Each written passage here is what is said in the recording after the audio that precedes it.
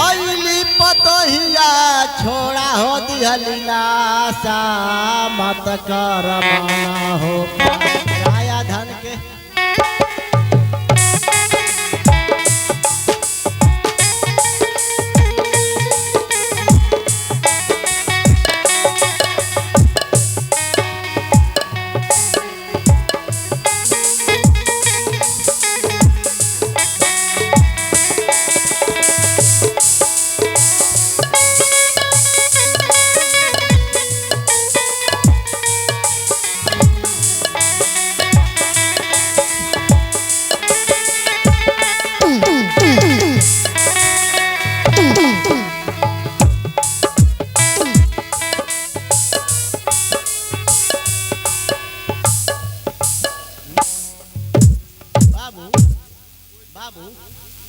बच्चा 10-3 दिन पासे बन गया बाबू 3 दिन को पासे बन गया बाबू कुछ पूछा दे रहे बाबा ये उम्र में राउर कोई सहारा नहीं है का बाबू पूछो मत बचवा चल गई ना आ रहा अब पतो बार के घर से निकाल दलस साफा एकदम मतलब कि 12 बजे रात में निकाल दलस कोई गांव घर सहारा ना निकल गए में स्टेशन पर बाबू भीख मांगे तनिया बाबा तारा बेटा का नाम रहे बाबा हंसलाल नाम रहे बाबू का कहला हंसलाल नाम रहे तहार बेटा के हंस नाम रहे हंसलाल बाबू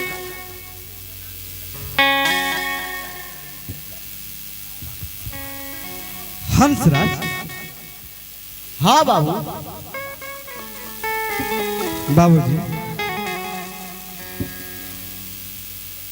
हमरा के रउआ पहचानी ना बाबूजी ना बाबू हम नहीं पहचाने उहे हंसराज है बाबूजी जौन हम अपना जमीन के कागज बनवाए खातिर आरा गए रहे आज हम रास्ता से गुजरती का देखतनी बाबूजी इरा और क्या हाल बनी रे बाबूजी बाबूजी क्या करबो बाबू स्थिति बहुत दयनीय बा बाबू अरे मार देले बिया ऊ न हमरा के नहीं की पतोहिया एकदम काम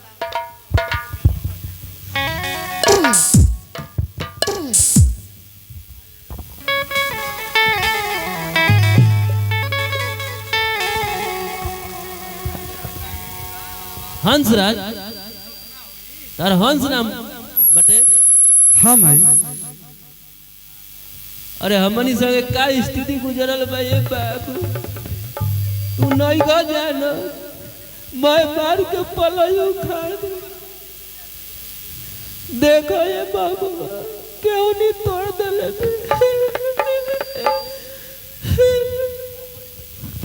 भाई बोलो बेटा भाई यही हाथ से मिसले बन कड़ुआ तेल निकाल के अब अपने लाल से छीन गई हम ना जन्मी भाई कि हमरा आरा गिले के बाद तो हम लोग के ये हाल हो जाए अगर हम जनले रहती कि हमरा गईला के बाद ये हाल होई तो हम ना गई रहती भाई कागज जमीन के चक्कर में हमनी के दूना बेगत के पलाई टंगरी सब तोड़ देले बिया ये लाल उ का धन संपत्ति होई क के बार के निकाल देले बिया जेकरा दुआर पर ना जाए के रहे ओकरा दुआर पर भीख मांगने जा कितना दर दर के ठोकर खाते जा हो हमार लाल जाए ना भाई आप लोग ओकरा के बेटी समझ के घर में पोसनी जा पलनी जा और ओकरा के रखनी जा जब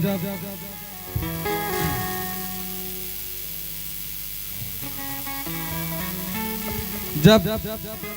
हमारा माई बाबू के ना भइल तो वो हमार का है। बाबू तू जाओ करे संगे ए बाबू हमनी के जान छोड़ जहाँ बोल भैया तहे हमनी के रहे दे हमार बाबू। ना बाबूजी,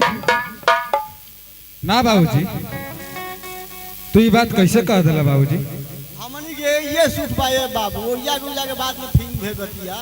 हो जाइए से कि तोहरा घरे रहे के। ठीक बा बाबूजी, जब ये तू बात कहा तला कि हम घरे न जाई तो समझ लगी तोहार बेटा लौट के कबो घर भी ना जा सकेला बाबूजी। जब तक जिया जब तक रह तब तक तो जाने के सहारा बन के बानी बाबूजी। और हमरा के अंगुरी पकड़ के चले के सिखौले वाला माई हमरा के बचपन से पाल पोस के दूध पिया के इतना बड़ा कइले बाड़ी, उनकर कर्जा हम कैसे चुका सकेनी माई? माई मैं कमाई के धन लुटा दे तलस बेच के लेबे का तो नया। बाबूजी जहाँ तक रउआ सब चलब जा तहाँ तक हम चलब।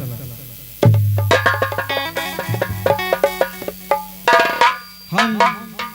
कहानी में सुनले रहनी एगो श्रवण कुमार रहन जवन अपना माई बाबूजी के कान्हा पर बैठा के पूरा दुनिया के सैर करेलन। समझ ला बाबूजी कि आज तहारी हंसलाल बेटा हंसना